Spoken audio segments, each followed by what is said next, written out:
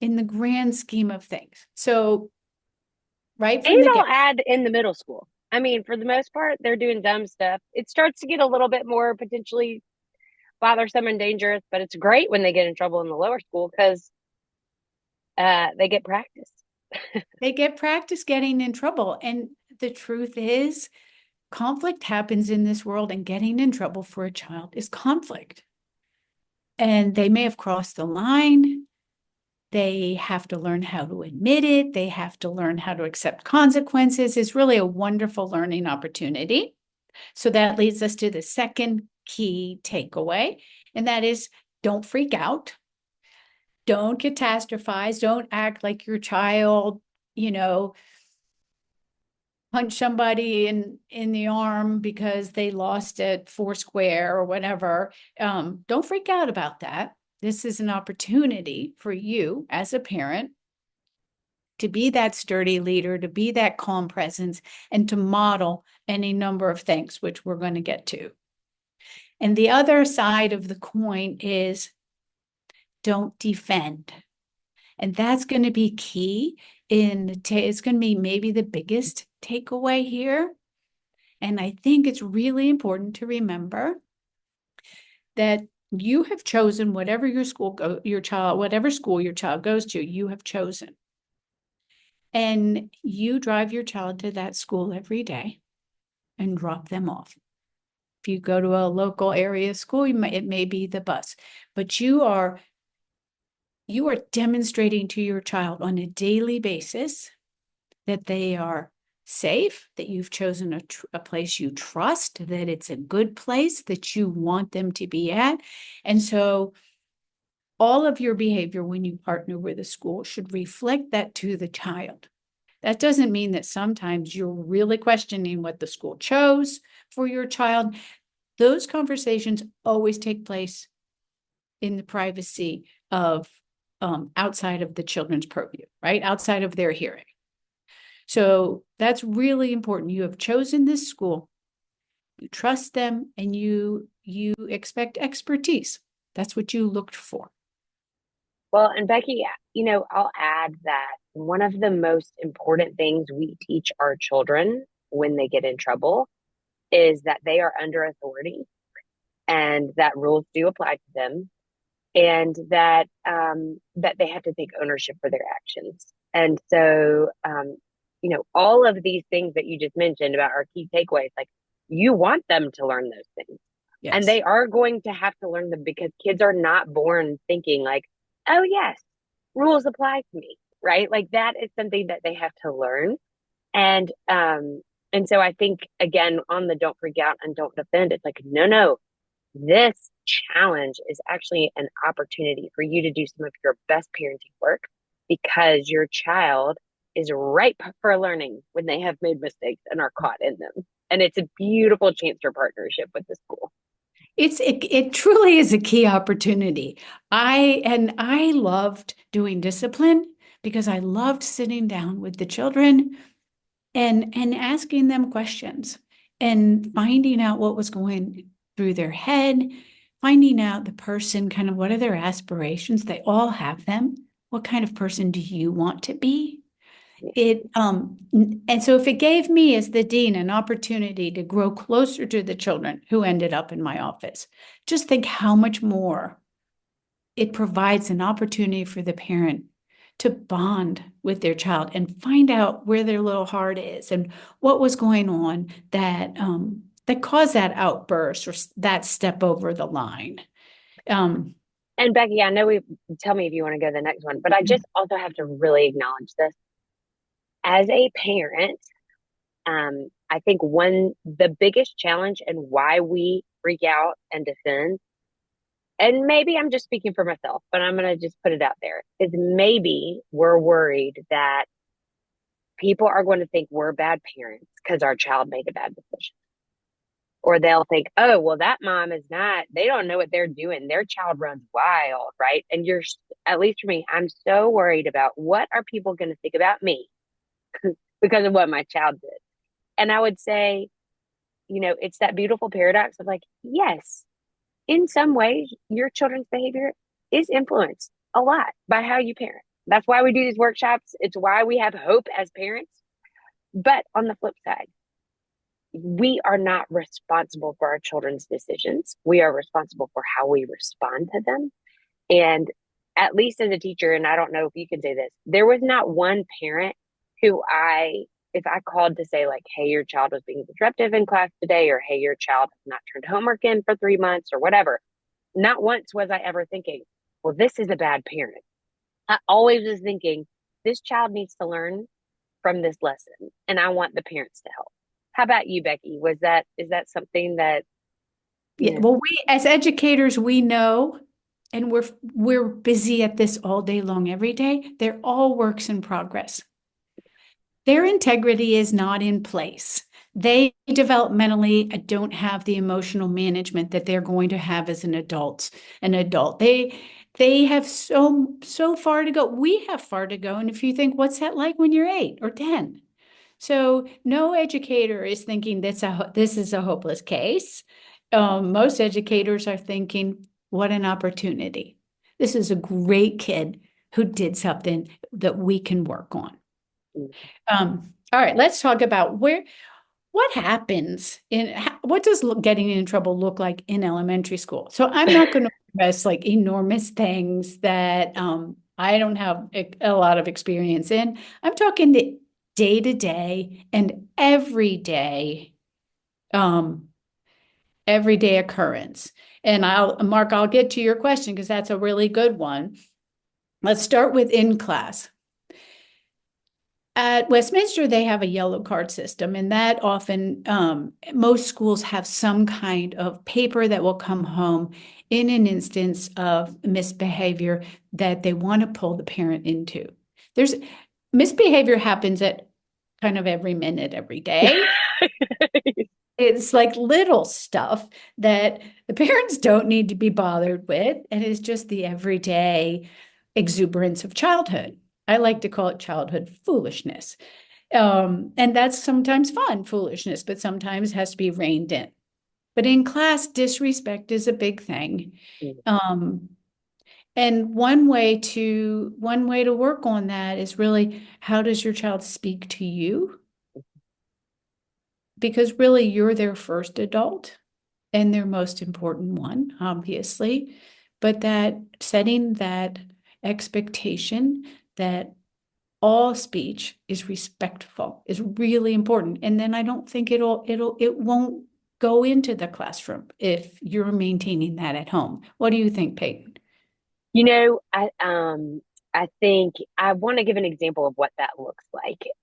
Because sometimes, my default when I am not in my best moments of parenting is to like be like, I can't believe you just talked to me that way, blah, blah, blah, blah, blah. And really, I think the best way of holding your child to speaking respectfully is the other day, my kids get in the car, they're hungry after school, everybody's tuckered out and tired and needs a minute. And my youngest gets in the car and he goes, Mom, why didn't you bring any snack?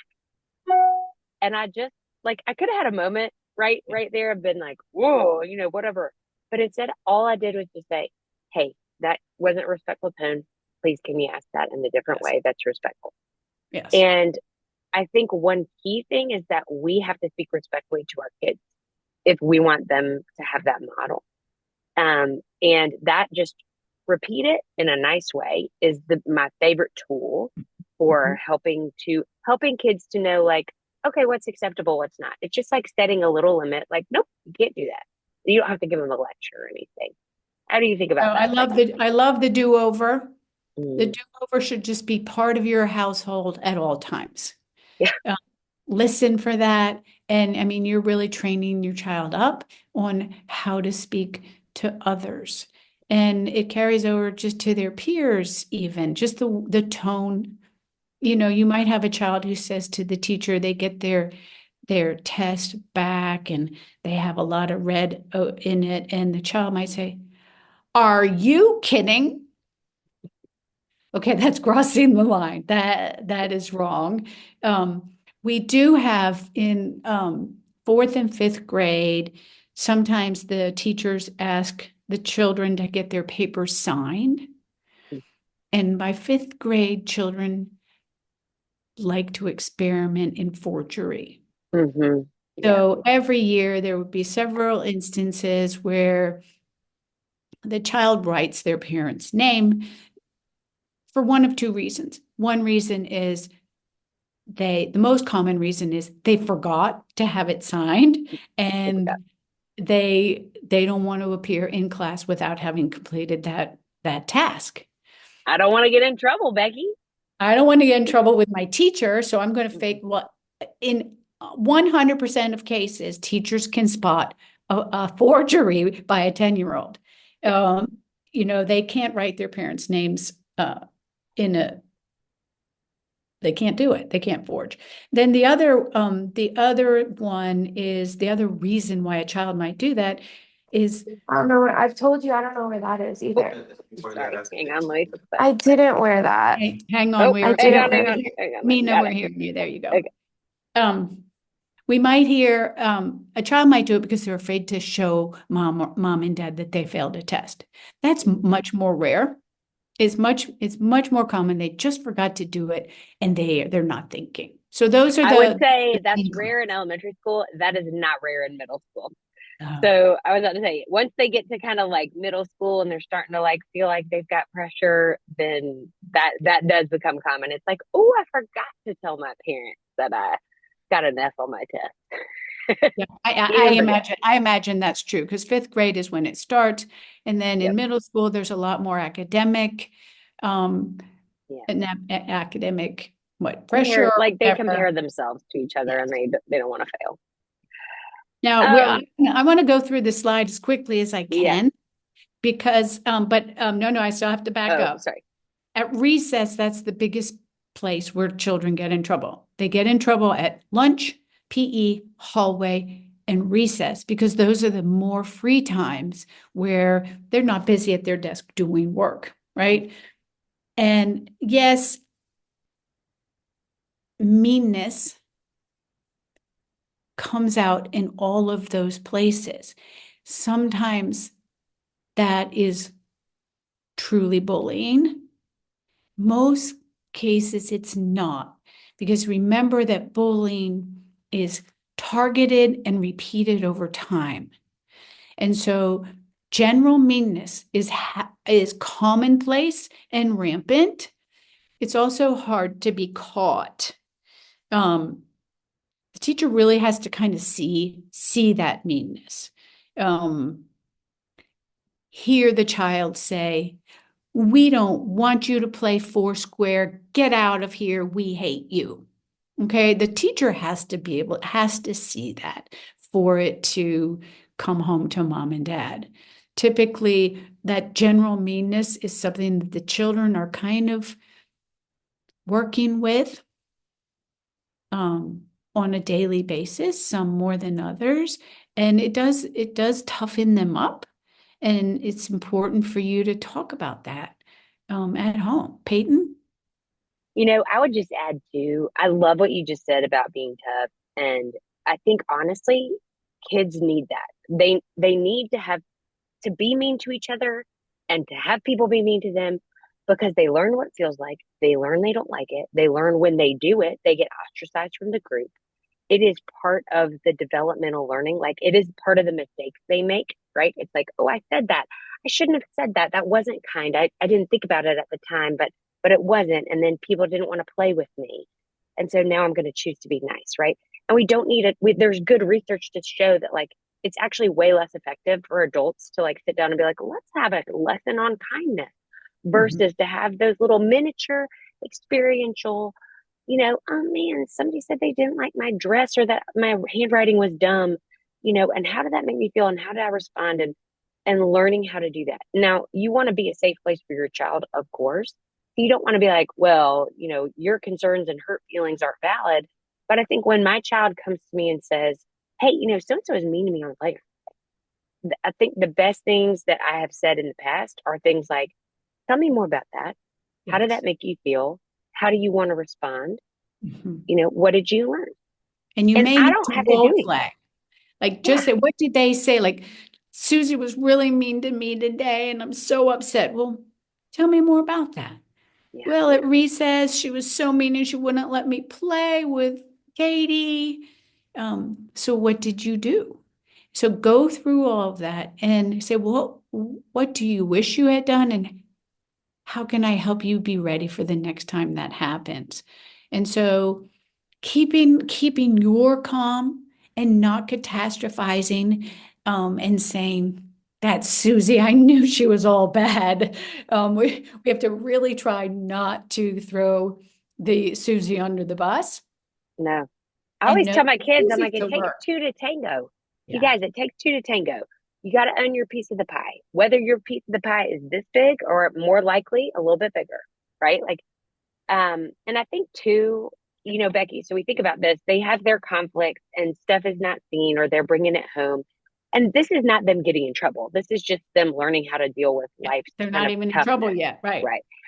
But then, so when it, like, I'll laugh, I'll share I've had my kids get in trouble plenty of times. We've had yellow cards, we've had times where we had to be on behavior plans and all this kind of stuff.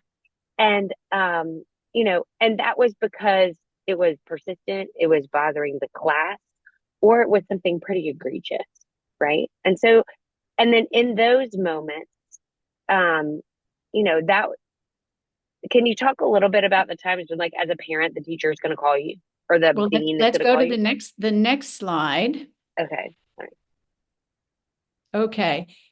Before we get to the teacher's call, which is the Okay. following slide, just know they're all works in progress. I'm going to fly through this slide, and know that from the years that we used to talk about, the social emotional milestones that your child needs to reach, remember that all important emotional literacy, so they can talk about how they felt besides what we call mad, sad, glad. Hmm. Expand your child's emotional literacy, because that at that point, that's when they make a cognitive connection to how they were feeling. They Yeah. can describe it to you outside of the trio of words, and then they can manage it. They have to know and name how they're feeling before they manage it. And we're going to fly through this slide. So just know that you are the one. Your entire reaction from beginning to end is a model to your child of how important it is, how much they messed up, how terrible it is. Whatever you do is going to send those messages to your child. So think about being that calm responder. Yeah. Okay. Calm and curious are your C's for, success and when your kid gets in trouble. Be calm, be And curious. it's really hard, I can tell you.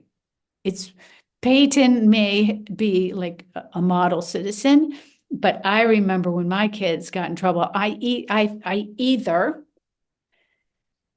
came down super hard on them Hmm. and overreacted, or I completely defended them and acted like the accusation was ridiculous. So I'm not recommending either of my behaviors. Let's take the middle road. And so the teacher calls you and says, Johnny threw the football into a classmate's face because he was angry about the outcome of the game. Okay. So typically in any school, physical aggression is an immediate call to the parent. So you get that call, and literally you have to be coaching yourself, I think, through this, right? Peyten, you have to be like, take a deep breath and say, thank you so much for calling me. I needed to know this. We will talk about it as soon as he comes home. Is there anything else I can do? I'm sorry this happened. What would you like me to do next? And then the teacher might say, well, we're sending home this paper and you need to sign that paper or whatever. What were you going to say, Peyton? The only thing I would add to this is, like, sometimes I think I know the context, but I always find it really helpful to just be like, can you give me as much context as possible that you know about so that I can, um, be the most helpful at home, Mhm. right? Because sometimes it's like, well, if my son was just playing Johnny and he threw the ball straight at him, that's different. I'm going to respond differently as a parent than if everybody's in a group and there are three other boys who also threw the ball in the face. It's not that I'm going to be less like talking to my child about how to manage their emotions. It's just I'm going to be thoughtful about how I address, like, okay, well, when you're in a group, like sometimes you can get caught up in the group emotion, and that's different than, my goodness, my child is really having like a one-on-one, thing with this one kid, that's just different. And so I love making sure I just say, can you give me as much context as possible? I really am so thankful for that because it just helps me parent better. And you'll have to ask your child to tell the whole story. That's in the next slide, but don't go there yet. That's on the next. Your child will have way more details than the teacher because typically the teacher didn't see the whole thing. So your child threw the football in Johnny's face after Johnny Johnny pushed him, Johnny was acting as mean as he could and making threats, and your making child fun of him. did it out of Yeah. self-defense. It doesn't minimize that your child did the wrong thing, but as Peyten said, it helps you understand and helps you in how you're going to guide your child the next time. Because in that case, you have to talk about what do you do when you're being threatened, right? As opposed to what do you do when you flip your lid because you lost the game? They're two completely different situations. But this slide is really to always encourage you to be on the same team with the teacher. Under no circumstances should you Oh, just be on your child's side. And even if you learn other things, your child 99% of the time still crossed a line. yeah. So, and the teacher will be open to hearing about that if that first call with you, you express cooperation and regret and, willingness to go through the protocol as it's set out by the school. And Becky, so I'm going to just give like a little miniature example. So let's pretend you called me up and you said, and this actually happened, you guys. So, one of your children, one of your cherubs who are never wrong and are always perfect, hit a child today because they got mad at that child. And okay, so I do the amazing thing. I say, Becky, thank you so much for letting me know. I'll make sure Kev understands. I'm so sorry this happened. We'll address it right away at home. Please let me know if there's anything else I can do to better partner with you. And I so appreciate you. This is the thing I love to say. I so appreciate you catching her because this is a great opportunity for her to learn. Yeah. Right? Click, amazing partnership, ace, a high five. Let's say though that, okay, I get home and I find out some more details from my daughter that the teacher didn't see. And it's like, oh, well, this girl has been giving my daughter a wedgie every day. And that's why she turned around, right? What do I do? Do I call back to the teacher and be like, hey, I don't, because I don't want to sound like this defensive, nutty parent who's like, well, like, but maybe they do need to have that intel. How would you handle that? Yeah, I think that's a really good point. And then you really have to use your best judgment.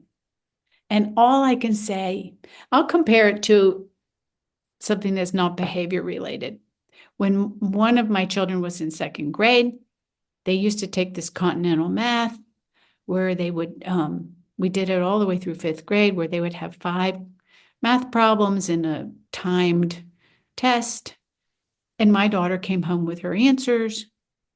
And my husband decided that the teacher had misgraded one of the answers. She had marked it wrong, but the teacher was wrong. We're talking second grade math, right? So my husband decided to make a federal case out of the math problem and go in and talk to the teacher and prove to her why question number 3 was really accurate and that she had made a mistake.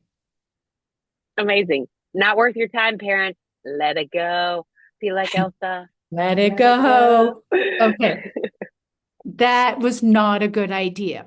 So you too can make those kind of things. If you find out that your child has been bullied by this person for months and she never told you, and she clocked that person out of frustration after 2 months of bullying, that's you need to go right into the teacher, make an appointment, make a phone call, and go in and work that out, right? So that your child can have a better, safer situation, et cetera, et cetera. But if you find out that your child was just one of 5 children who all clocked somebody or did something, and you want the teacher to know that your child wasn't the only one who did it. Let it go. You Call know? me and Becky, you guys. We'll Yeah, guide you. We'll be like, yes, say this, don't say this. yeah. Okay, you can practice on us, role play, and we'll be like, that's not worth it. Okay, I This want is to make sure this we is get to totally my forte. This is where I think parents sometimes catastrophize and don't know what to do when something like this happens, especially if it's like a legitimate thing that your kid did, yeah. which was out of character. Your child's a work in progress. uh, Call me, have your friends call me or Peyton, because there are things like, how do you deal with the parents of the child who was offended, right? The Mhm. child your kid hit. How do you deal with the teacher? How do you deal with what the school wants you to do, the consequence? Should you do a consequence at home? So Yeah. there are more questions. But this is what you need to do when the kid gets in the car. When your child gets in the car, By the or way, don't ever do this when there's like 5 other kids in the car and you're doing right, carpool. When they get in the car, either by themselves or you're at home with them by yes, themselves. exactly. When you have your child in the privacy, in a private little meeting, a tete-a-tete with your child, don't try to trick them. I, I I might be inclined to try to say that, what happened at school today? Um, Not a good idea. Go ahead and say, I got a call from your teacher that there was a problem on the playground today. Do you want to tell me about it? And there is a chance that your child has said, I don't want to talk about it. And you might say, why don't we get a snack? You don't want them to be hangry. Um, but like when I want to put my toddler grandson to bed and he doesn't want to go to bed, we read a book first and then we go to bed. So if you need to have an icebreaker, go get a snack or walk around the block. Something happened, the teacher called. The bullet point is so important to just be calm and encouraging. And if you ever hear my words in your head, my words are take the long view. Your child's going to be 35 before you know it. And a kerfuffle during Foursquare is nothing. And like Peyton said, it's such an opportunity. How you work out that kerfuffle in second or third grade may actually influence how your child acts when they're 35 and there's a kerfuffle with the neighbor across the back, right? You're modeling that calm, work it out, admit what you did, take your consequences. All of that is just a life skill. Well, and one thing I did this like so badly the other day. I wish I had videoed myself and been like, do not do it like Peyton just did it. Where it's like you don't need to shame your child after they've already gotten in trouble at school. They know they did wrong. 90% of the time. It's not like they're coming home going like, I didn't do this, right? You don't have to berate them. Ask them the question, hey, tell me about what happened. Be that safe place for them to talk to and share and say, hey, this is what happened. Here's how I feel about it. And then I love the idea of joint problem solving, which I added in, Becky, because it's just I this love it. idea of like, you want to be the person, you're like, man, that stinks. What would you do if you could do it over? What are you going to do when this kind of thing happens again next time? What's some strategies? Do you want my ideas or do you want to come up with them? Let's brainstorm, right? Help that child use this as an opportunity to pivot forward because there's so much research around the fact that when kids make a mistake or have a hard thing and then they overcome it, that is what stops learned helplessness, right? But if you Yes. have that kid who keeps coming home and is like, I have this problem and blah, blah, blah, and you're like, oh my gosh, that's terrible, or you naughty, naughty, and you don't give them a chance to make it right or make it better, they're Mhm. never going to learn how to do that. And that's what we want them to learn. Yes. So well said. We're over time. All of these things are wonderful opportunities for growing as a strong adult. And I know you guys are going to be those calm guides on the side. It's all good, and it's all part of the parenting process. Well, Becky, you nailed this. I'm so thankful. And y'all, honestly, I'm going to even go back because y'all need to call Becky when you have a problem with this. But she is going to be your wise guide. And she has just so many years of experience leading children and families through the trouble of elementary school. So, I just can't encourage you enough. And I know I do. Next week, we've got giving some kids some jobs, teaching that Wow. entrepreneurial spirit and how to help them learn a little bit about money and making their own way.